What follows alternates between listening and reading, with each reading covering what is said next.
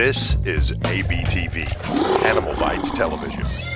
You guys know that there's no better place than a cool facility full of big pythons. I mean, this is like a playground to me. And this week, I'm down at El Segundo Pythons here in California. And trust me, he's got some impressive snakes that I'm really looking forward to showing you guys. And there's nothing more cool than something like this. Take a look at this beastie here. Whew, she's a big girl. Look at, oh my gosh, it just keeps coming. Oh, that is a big snake. And of course, this is just a tiger reticulated python. But I tell you, tiger reticulated pythons are still amazingly cool animals.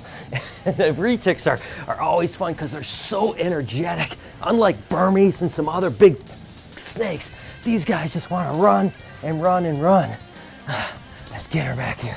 Now that is a gorgeous snake though. Take a look at it. And this is kind of a perfect health for an animal too, because she's kind of lean and mean. She's giving me a workout too. And again, a tiger reticulated python is a codominant mutation. That's really one of the first mutations of retics that were ever produced by a guy named Carl Herman. And of course, when you breed these guys together, oh my gosh, she's wearing me out. You can get a super tiger reticulated python. But just look at her go. I mean, she does not want to stop. And again, reticulated pythons are really the largest or longest snake, I should say, in the world. They can get well into their 20 feet range. And I tell you what, guys, I'm gonna need a breather because I am absolutely wore out. If you guys ever want to take a fitness course, I say handling a python a while would be really good for you. But this show is gonna be awesome. We got a lot of pythons to show you. We'll meet up with Jeff later, the owner of El Segundo Pythons, to talk about what brought him to this level. My name is Brian Barczyk. I'm no zoologist, just a guy with a passion for animals. And that passion often takes me on animal adventures around the world.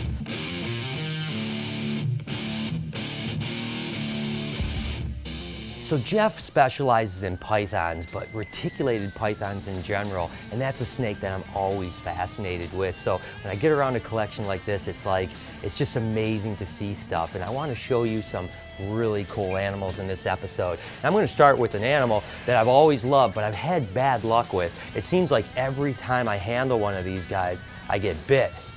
But Jeff has assured me that this one is a tame one, but you guys know I've heard that before. So we'll see what happens. And if you guys guessed a pied reticulated python, you guessed right. You know, piebald snakes, for whatever reason, have always been one of my favorite. And guess what? This girl's in blue on top of it. So she looks kind of cool, but usually blue animals aren't something you want to mess with too much. But you can see that she's acting completely docile. She's not giving me any indication whatsoever that she wants to be aggressive. And you can kind of see how the pattern is really jumbled, which is really common with piebald animals as well, is that not only do you see the white blotching, but the actual normal pattern on it is usually really jumbled up as well. And of course, it's a recessive mutation, which just basically means that you need to breed a pied to produce more pieds, or you can breed a pied to a normal and get heterozygous animals and eventually get more pieds.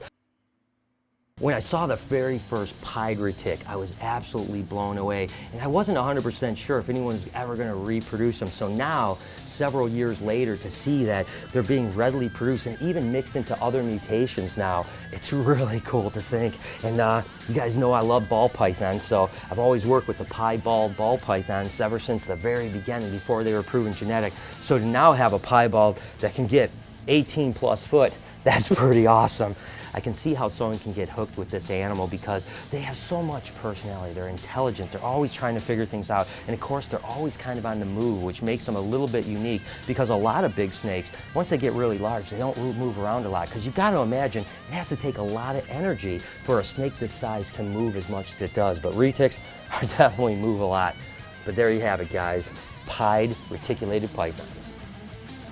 Oh my gosh, take a look at that animal right there. Believe it or not, the last time I was here at El Segundo, I actually highlighted this very snake, but it was just a little guy, and it has grown up to be amazing. It's actually a sunfire rennet ghost. Now the sunfire is a codominant mutation, and the rennet ghost is a recessive mutation, but together they make an incredible condo. I mean, just take a look at that right there. I mean, it's so clean and so vibrant, and that's that sunfire. You know, it actually really brightens stuff up and makes it clean. And then of course, the rennet ghost is just absolutely gorgeous in its own right. But I just can't believe how much brighter this animal has gotten in the last year and a half or so. And when it gets to an adult, it's gonna be even more incredible. And again, typical retic fashion, it's kind of, you know, starting to get its tongue out a little bit, which is telling me it's starting to get a little bit perturbed.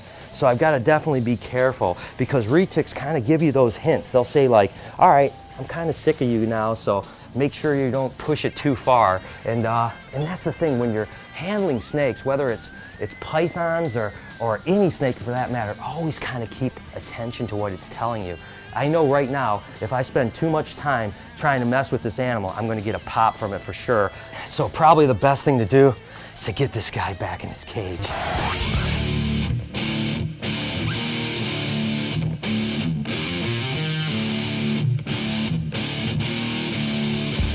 So just as a comparison, guys, I just showed you the Sunfire rennet ghost. This happens to just be the ghost without the Sunfire, but you can still see it has the same brilliant color. It's just that Sunfire really brightens it up and kind of changes the pattern a little bit. But one thing that just completely strikes me with this guy is look at that head. That thing is one of the most beautiful reticulated python heads I've ever seen. So again, that's just a comparison between the ghost and when you add the Sunfire to it.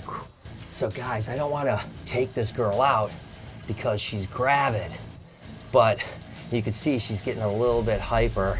So I'm going to be really careful, because I certainly don't want to get bit in the face by this girl.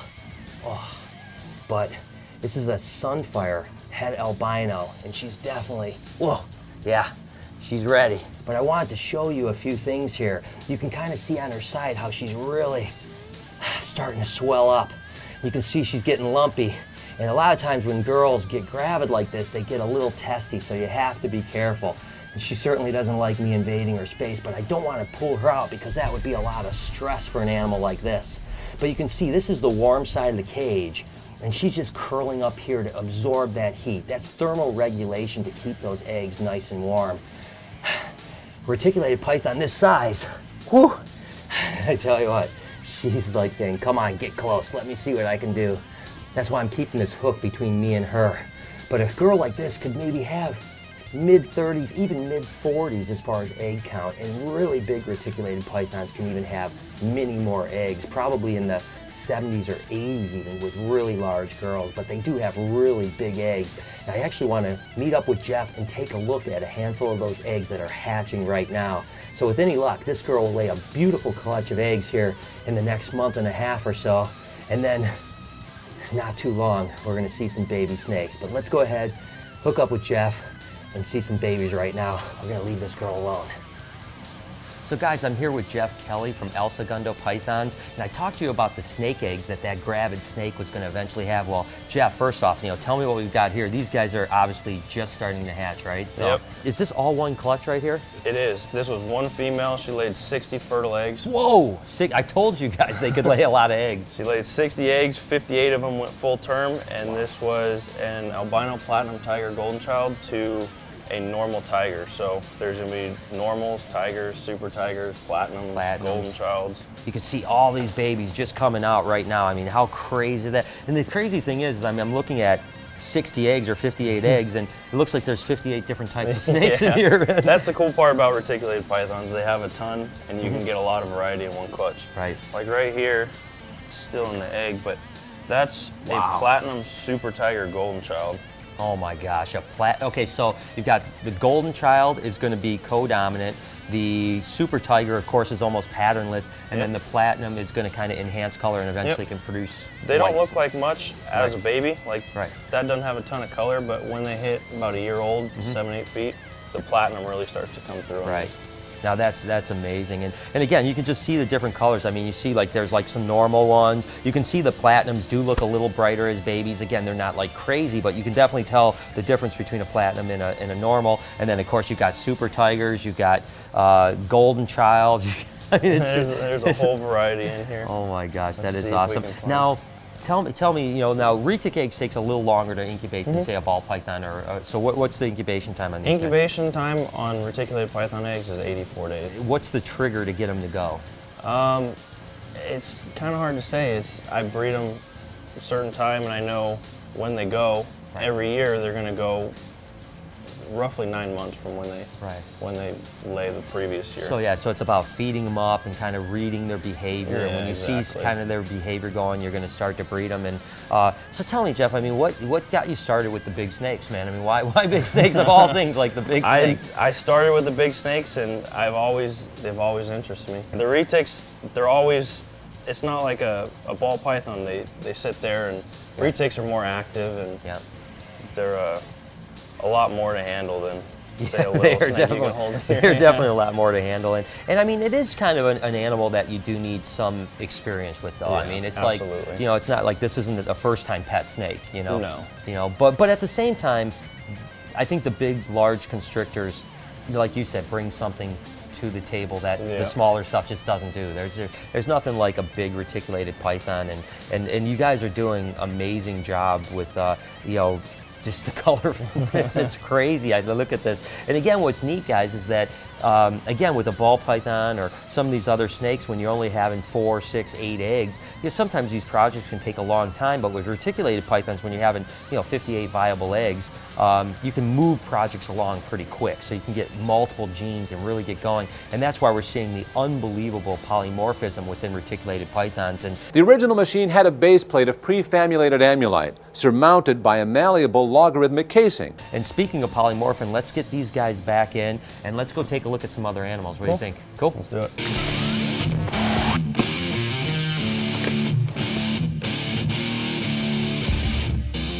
So let's see what you got here, man. All right. We'll start with this one. It's a lavender motley super tiger golden child.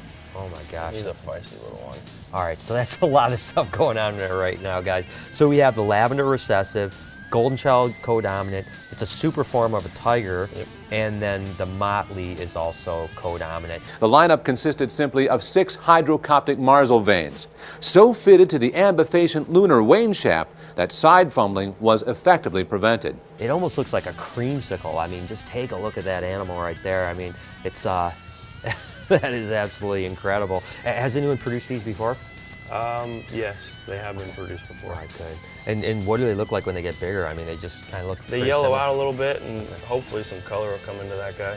Because as you can see, his head stripe looks white. You know, Jeff, what's the deal with the fact that it's almost patternless, right? I mean, there's Yeah. hardly anything. What's up with that? So when motleys will have some pattern, the golden childs are basically patternless. They got some speckling down the back. But when you add the combination of the two together, it creates almost a black snake in the non-albino version. Right. and So then when you this is add the close. albino to it, you get some pattern back, it shows up a lot better. And then when you start adding tiger and super tiger to it, then you start erasing more pattern. And Right. Whoa, that's Yep. cool. Well, so now if you took the tiger out of it, what does it look like? I have one right here. I'll All right. show you. This is basically that same snake with one less layer of tiger. This is the tiger, not a super tiger. Correct. Exactly. Gotcha. Understood. And then this would happen to be like a lavender instead of white phrase, right? Yep. Here, the super tiger tends to lighten things. Okay. Well, tiger does too, but super tiger erases a lot of it. Gotcha. All right. Yeah. And you can see, guys, how, you know, with the other one, it was basically patternless. Now this one is just got a little bit of pattern coming through, and that's the tiger gene. That's just kind of, you know, instead of the super tiger, it's that tiger gene that's a little different. So interesting. And then if you strip away the tiger altogether, do you have an example? Yep. Right here. cool. Right below it. This one's a white phase. Okay, so this is the white phase, and you can see the big difference in pattern. You know, I mean, obviously, without the tiger gene, that golden child, that pattern just explodes back into it. So, and again, you know, a golden child, normal golden child, is going to be almost like a bronzy, brownish snake with black patterning. Of course, when you breed it into albino, it turns into white patterning, which is really interesting. So, and what's the difference between an albino motley golden child and just an albino golden child as far as the pattern? You know, A lot of the pattern and stuff is going to show up in the head. The golden Okay. childs won't have as much pattern on the head, and neither will the albino motleys. When you add the two together, you get all that. they pattern. get a lot of pattern on the head. And this is actually a really heavy pattern example of an albino motley golden child. Usually they have a lot less. Well, cool. What else you got, man? Let's see, we'll go over to one that I was really excited to produce, which was a purple phantom. Holy cow, that thing is gorgeous, man. Take a look at that animal. tell me, so this is a purple, which is a type of albino. Yep. And then it's the phantom. And tell me about the phantom gene. The phantom's a codominant mutation that is a pattern mutation, and they work really well with albino. And you start adding platinum and sunfire to them. They've been done, and they're amazing. Right, yeah, no, that's amazing. I mean, it's just crazy how, number one, purple this animal is, and then how much patterning it has. Yeah. I mean, it's super, super busy. Now, is that like most phantoms this busy, or is this a pretty good example? Phantoms, well, there aren't many albino phantoms. There's only a handful out now. And or the normal phantoms do have quite a bit of pattern, but when you usually plug things into albino, it tends to erase a lot of pattern. Right. Which is odd because this one held a lot of pattern. Yeah, that's a lot of pattern. Oh my gosh. Well, I tell you what, this has been, it's amazing. I mean, gosh, such beautiful animals, and I just can't imagine what the next 10 years is going to be. You guys are going to be producing fluorescent pink ones pretty soon. That's awesome. All right, so guys, you may not know this, but Megan, of course, Kelly, has a pretty good following, and Jeff Kelly are related. They're actually brother and sister. So, of course, we're here with Megan and your amazing crocodile monitor. Tell me, for the people that don't know about it, tell me a little bit about this guy. His name's Max, right? Yeah, Maximus. I call him Max for short. Yeah. He's super calm. I got him about a year and a half ago from my friend Vince. He actually raised him, but I've been around lizards since he was a baby. So. And guys, this is like, I mean, like legitimately, you go to reptile shows out here and everyone knows Max, you know, and just how amazing it is. And croc monitors are pretty big animals and they have some pretty gnarly teeth. So to be able to get this close to an amazingly tame animal like this is really something else. Just take a look at that tongue. But Megan, I know that you're like, everyone knows you because of this guy, but more than anything, you're like the anaconda person. Yeah. So, first off, you've got an anaconda show, so let's take a look at that, and then I got to ask you some questions about anacondas. And of course, guys, if you haven't checked out, we did a whole show on Megan about a year and a half or so ago, so it's pretty awesome. I'll put the link right up here, and go ahead and take a look at that, because it's a pretty cool story. I'd like you guys to check it out. But as she's wrangling this big anaconda, I mean, look at this, guys. She's about 100 pounds. She's about 100 pounds, almost, guys. Just shy of 12 feet. So guys, for all you muscle-bound guys, just think about that. Megan just wrangling a 100-pound anaconda like it's nothing. So the one thing I was going to ask you is, I saw and I was super happy for you that you actually had success breeding them this year, huh? So, yeah. Oh, look at that. He likes to cuddle. I know. Look at how awesome this is. So tell me, how many babies did you have? I only ended up with 5. 5 babies. Yeah. Wow. How I kept cool. one of them. Really? Yeah. No. So how was that experience? I mean, was that your first? That was your first baby anaconda? Yeah. And so, I mean, just walk me through that. I mean, you woke up in the morning, you walked out there, and you're just like freaking out. What was it? Actually, I wasn't here. I had just left. Oh, so you missed I went it? back east. And as soon as I landed, my brother called me. He was like, your anaconda had babies. Oh my gosh, so So- you missed it. So you worked so hard, and then you did, that had to crush you, huh? Yeah, I had a camera in the cage, so I could check it anytime Yeah. I wanted, which was cool. Oh my gosh. So he loves going there. This is crazy. I mean, dude, it's like so cool to have a lizard that this awesome. It just like kind of crawls all over you and is awesome. So, so are you going to try to breed them again? I mean, what's your idea? I have another gravid female right now. Oh, so you will actually hopefully be able to catch them this time, Yeah, right? hopefully. Oh my gosh. Well, And I'm trying to breed her this season too. This is Puppy. Oh yeah, of course, Puppy. I remember her well. So you know, tell me a little bit how it's like to have a sibling that you can share kind of this experience with, because you know, I never had any family members at all that wanted to do anything. It's pretty cool. I mean, we help each other out. Yeah. We learn from each other. Yeah, I So- mean, it is nice because then if you are traveling, you always got your brother or he's got you to come in Yeah. and check on things. And It's always easier for us. We help each other. Like, he has all this, so I help him out. Yeah. If I ever need help, he's there for me. So that's awesome. I mean, it's so cool. I mean, guys, it's just so incredible to be around a family like that's so into this, and of course these amazing animals. And look at Max here. He's just chilling. I mean, how cool is that, guys?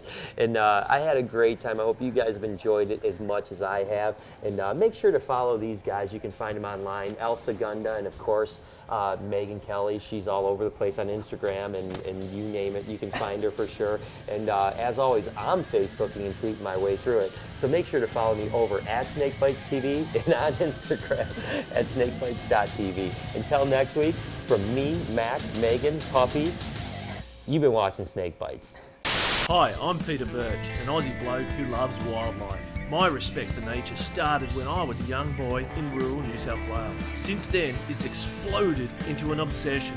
New episodes every Thursday only on Animal Bites TV.